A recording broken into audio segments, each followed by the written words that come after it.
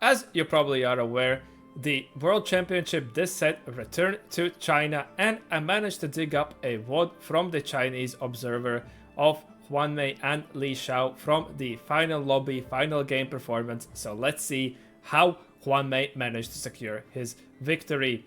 We are starting out here looking at quite a lot of players, so we're going to have a full overlook of the final lobby. Jedusor there opted to go for the tiniest Titan, which is something you generally pick only when you have that anima already. The other option you have is to hope you natural it until 2-5 and maybe have it from your god selection, and then if not, roll and slot in that anima. But there might be some players playing open. Soju here is currently at 19 points. He has the possibility to open on them.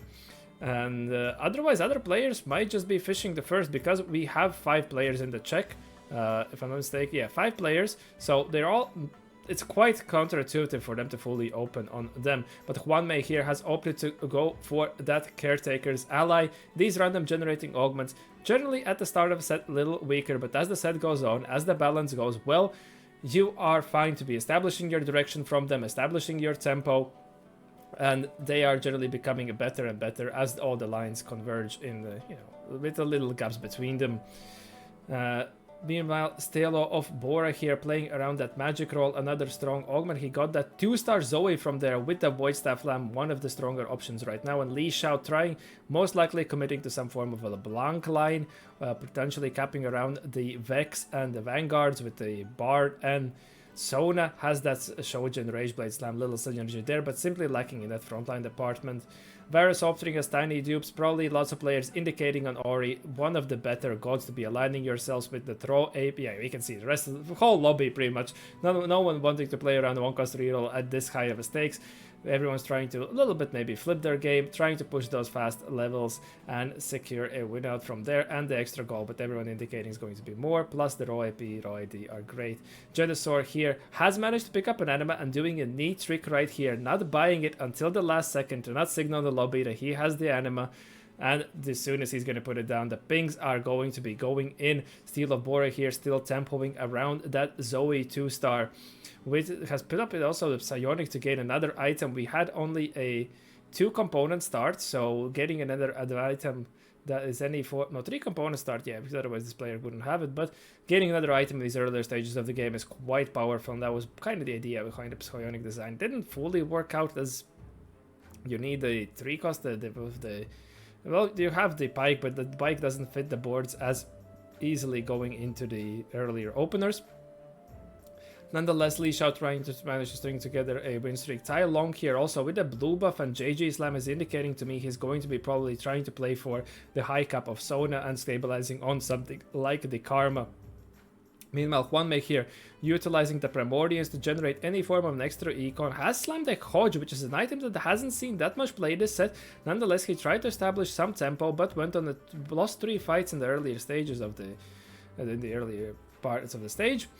And yeah, the reason for Hodges is generally good on something like the Assassin type of champions, but we don't really have that many of those in the set right now.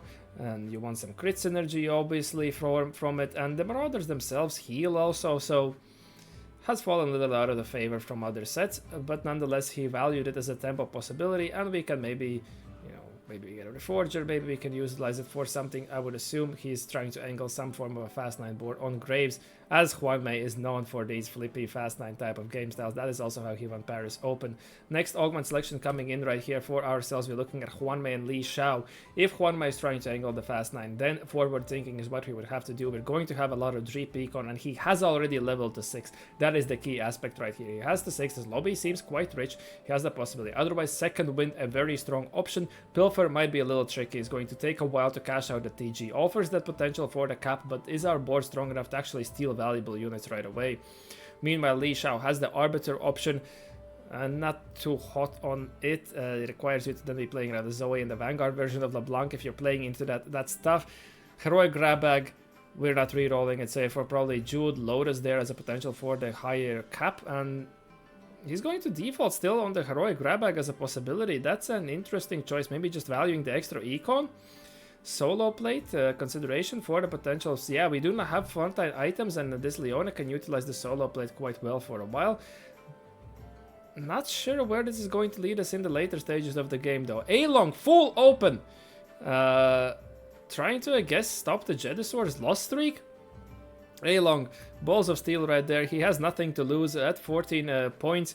He just needs this tournament to extend. He's going to be taking one for the team, and Jeddisaur here at the 7 loss still has a possibility to angle that 400 cash out. Also has taken forward thinking already, has the Ace Hole in the shop, again trying to hide his anima, but I'm pretty sure everyone knows his tricks. Unless he's going to willing to gamble a single round against A-Long or trying to force him to buy cubes into A-Long. So A-Long has taken one for the team. Jeddisaur's streak is broken. He has to cash out 200 now. It's going to be hard to even cash out another 100. His game has been stopped. Given the circumstances, Chinese players are probably not too happy about his expressions during this Worlds. Again, Ari offering 8 gold is going to be more value than just the 3 cost and a 2 cost a shared trait. A couple of players still go, though there's 4 players opting to go with this, it seems. No, 3. Maybe they're valuing the potential to tempo from this, trying to string together some kind of board. Maybe they can find something to hit. Otherwise, players just going for this raw gold. So a lot of raw gold influx, indicating why there's so many players also trying to angle those fast 9 boards. The issue is not everyone can make there, not everyone can find these units, and if you all just sitting on pairs, someone else with high tempo spot might take you out. Tai Long and Li Xiao seem to be playing around this Leona Prince, so they have the possibility for frontline. Also justifies why Li Xiao might have went for that solo plate, as Leona is a great user. Huanmei, meanwhile, has managed to pick up also a Riven, so generating extra econ, both from Timebreaker rerolls, both from Primordians printing gold, which are extremely nice to have this when you're playing forward thinking. Having the Primordians to help you again remake these econ intervals. Elrion is a prime spot for this augment. One of the reasons why it got nerfed this set. Jeddisaur has cashed out a 200 rocket swarm right there around that Jinx. Will be tough for him to sort out this gameplay. He has planned the Spear of Shojin, so that also doesn't translate to the mech line. Probably trying to play into the Space Groove line, given we also have an Ornn. And that's how this Spear of Shojin is going to translate. Then we can utilize this just as an extra item, but it's going to be tough. Maybe some of these AP players are going to be also pulling out some of these Namis as a way there to stabilize onto that stage 4 or have an item carry to kill some unit, especially something like Steel of Bora right here might be considering that he has that high HP. He hinds a single unit if he's going for that fast 9 from himself. Have to take a look at his board when we can. Li Xiao has found an Aurelian Soul pair as well. Do not have exactly the raw AP for him that we would want, have only that JG. He would want lots of these dead caps, damage amp, full AP, and we do get dropped a blue buff. Another Stoneblade though, which is quite nice. Aurelian Sulto comes up, we just have to pick it up. Maybe we can find an item augment to sort it out. We also do not have any anti-magic resist, so we kind of would want to save one of these tiers. Obviously transitioning items here is going to be the worthwhile. Do go for a Protector's Vow instead of another Stoneblade. Just to get this Leona cast off earlier is going to value that as a stronger possibility. Leaves also open a Cloak, but then we would want Rod for this Aurelian. Maybe he's thinking Striker's Flail and Spark, but still Moonbound to Void Staff. Last augment selection right here. Forward thinking is kicking in. Huanmei immediately picking up, teaming up Minas. Jeddisaur picking up the Glass Cannon, which is also amazing in these AP lines. Do not seem to get much of this Huanmei's roll down, whatever how he's approaching, but it seems he immediately went fast 9. Has a lot of gold, but still fast 9 needs so much gold. We have a Vex Fair, assume we got one from this duo queue. Shen pair as well, and we do not even have the time to pull off this turn completely. Have used up all our free reroll, sitting at 14 gold, couple of key crucial pairs, but it's going to be tough. Heads up to keep up this 3 Timebreaker in if you're going to be losing, at least lose with that so we can generate more rerolls and hopefully try to stabilize our play. But you can see how heavily he indexed on any form of econ generation to just try to get to this fast 9 before everyone else, as there's so many players angling it. We want to be securing these units before to make our rolls count. Our front line is looking a little fragile, at least until we're going to be getting this more Morgana too, which is the more prominent option. But Bensak already heads up, holding onto that Morgana, which is probably not fitting his Marauder board any form, but just wanting to make sure that who deny the possibility for Huanmei to go for that win. Now Jeddisaur has found that Nami too, but has also blitzed to on level 8. Holy, this guy has managed to find his high rolls a lot of this time, and that's going to allow him to definitely stabilize for quite some time. Meanwhile, Li Xiao cleaning up that what I believe was a Bensax board right there. Free rerolls. Everyone's probably going to be clicking that amazing for Huanmei spot to be going for right away. Some players wanting to opting to align also Soju with the Varus right there. Maybe valuing the extra HP, I would assume that it would make sense if maybe for these Leona print players, but Huanmei manages to find from his free rerolls that Vex 2 has that Shen 2 as well, so now as long as we can secure maybe a frontliner, it's going to be quite, we're going to be in quite decent of a spot. AD items onto this Fiora for now, as she's going to be stronger until this Graves gets scaling. Little binary, the airdrop value going on around here, managed because we completed the TG for that Shen. Going to be taking a huge loss here against Li Xiao, who has opted to heavily stabilize on that level 8. And we see there's a mech player here, A-Long going for that mighty mech as well, so also that has a potential for extremely high cap and the win out. Many actions taken all around this turn, so let's see. Huanmei manages to hit that Morgana too, which is spreading to be a little bit of a doom for the rest of the lobby, especially if we're able to complete a Warmog's armor right here, or maybe a Protector's Bow as well. But we would still need a lot of items. We have heavily indexed onto this econ. We have opted to use our Caretaker's Ally just simply for an econ purposes as well, rather than going for the 3-star, because I believe it was Belva that we couldn't really tie into this board in any form of a fashion.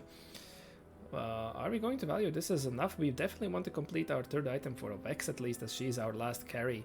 Meanwhile, Li Xiao is now trying to look to angle to push that level 9 to reach the higher hype, has nicely stabilized that Aurelian Soul, but still hasn't seen a single LeBlanc it seems.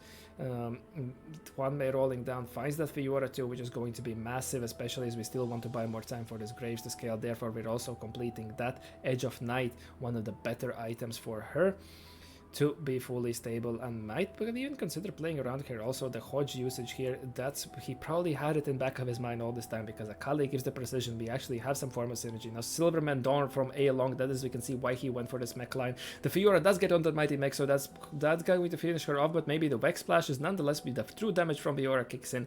The Morgana is able to hold nicely, also having the Titan's resolve, so it didn't really fully get stunned all the time. I mean, we had to make use of those components somehow, and he saw that as a possibility. Didn't want to use too much gold on these god rerolls so that he can actually cap out his board. Steel of Bora makes it to that level 9, sitting and perhaps waiting rather than using his rolls. Interesting. He has that HP lead. Is he really so mad to be considering pushing level 10 from here? I mean, the other 5 costs haven't pulled out. There are some players playing around that Sona and Bard, but maybe he's waiting for someone to die. Maybe it was Bensak. A-Long there wasn't playing around that fast 9 in my opinion. Lots of Blitzcranks are out as well, so it's going to be hard for him to now sit. That is why some of these players indexed going to level 9 so early. Li Xiao finds that Nunu too. It's going to be quite strong right now if he's able to cap around, but only single Bard right there. He would need to find these upgrades in order to consider transitioning these items right now. From this A-Soul. So this is the kind of a doom. You have made your investment, but it's going to be tough to stabilize around. But we can see Tai Long also doing the same thing. Perhaps that he was Steel of Bora was waiting for Tai Long to release some of these Sona copies so that he can make some of these rolls even more efficient. But he's going to be picking up a win against Li Xiao. So the time is going to be running out for him right now. So yeah, he's going to be sending it right now. The plan didn't work out. Meanwhile, Huanmei has managed to find that Graves too. And we can transition the TG to him for now, as well as a possibility if he wanted to keep these items under the Fiora. Steel of Bora also going, realizing that he needs, the time is ticking, he needs to be going for this roll down. All items on bench, trying to sort it out as fast as he can, but it probably might be a difference right here against the Li Xiao, whose Manu ult is going to hit his backline, so another round lost. This is the price you sometimes pay for waiting. A-Long has went down though, so that's some of the copies going to be returning. Huanmei there briefly splashed, but it didn't look like their standard assault frame build for this Graves. He's also positioning in frontline, which might indicate to me that he might be playing the support Graves, which gives us the stun. Perhaps realizing that his better option since he found that Fiora too early on. Had great items for her, a little bit better with that Edge of Night than the Hodge that we have for her rather than this Graves, and also provides a little bit durability since we were lacking in the frontline department earlier stages of the game. Nonetheless, players going out here against these fast 9 boards, so now we're in the top 3 with Soju being the only one who can save the game, but Huanmei keeps on scaling. He's going to be scaling a lot higher with these items. Soju here playing around that, you can see the fight right here against Huanmei. Took out Jedusor, and Fiora wins the 1v1, sends him an emo to send him out as well for good measures, and pick up another TG from this anvil right here. That is absolutely amazing. Blitz 2 insta shop for Steel of Bora. Probably trying to figure out a way how he could slot it in. I doubt he's just holding it to stop Huanmei. Meanwhile, we're going to be facing the K3 Soju's Zaya board right here. Nunu doesn't land where he wants, still stuck on Nunu 1, so the Svex is going to have time to scale and is going to be buying definitely a win right there. Meanwhile, Steel of Bora clears up the Ghost Fight. I hope he's saying his name right. Steel of Bora, it's a tough one for me. But yeah, definitely this seems like to be the support Graves, and you can see he's trying to angle it on the side, so what this Shockwave does, it has the possibility to be hitting the corner. That's why we're trying to position maybe to see if we can stop it. Last second swap on 200 ping to get it right there and able to stun that backline right there. That is amazing to buy us any second of time in the stall fast-paced matchups in these last stages of the game are super fast, but if we're able to buy any time for our Vex to stall, ramp up, we're going to be in an amazing spot. Level 10 slotting in the zone, and we have, it seems, an offensive mod as well. I'm not sure if it's double attack. If it's double attack, it's absolutely incredible. Now K3 Soldier trying to swap his position, trying to split up his carries. He's going to be lacking in a single target, but there's not that many frontline present. Just wanting to dodge the Graves ult. His Jhin is going to be eating it. Doesn't have the optimal itemization for the Zaya as well, and the Fiora makes it to the backline, and Huanmei already knows he's getting up. He is our Tactician's Crown champion. Phenomenally played game and tournament by Huanmei. You can see the heavy index on any form of resource generation to make it to that fast 9 board, to play for this higher risk, high reward type of playstyle, which you have to do when half the lobby at least is in check. You have to be chasing these higher of the caps, and it sometimes comes with this risk, but nicely managed to undercut most of the players. Found a duo queue which gave us greatly that Vex, allowing us to stabilize any way we could. And nicely also identified that we can be playing around the support Graves. Yes, it offers a little bit lower cap, but gives us the possibility to stall, and this Fiora is still a beast. Didn't make it to Bliss 2 since he was so contested, but Shen 2 nonetheless managed to do the job for it. And as long as we had some items here on this Morgana, she was going to provide us with the durability necessary, pushing that level 10 to gain a maximum value from the Ahri as well. And in the process, able to take out all the other fast 9 boards, as we opted to play the one with the highest cap. I would like to thank you for watching. I hope that you learned something new, and I wish to see you in the next one. Have a good one.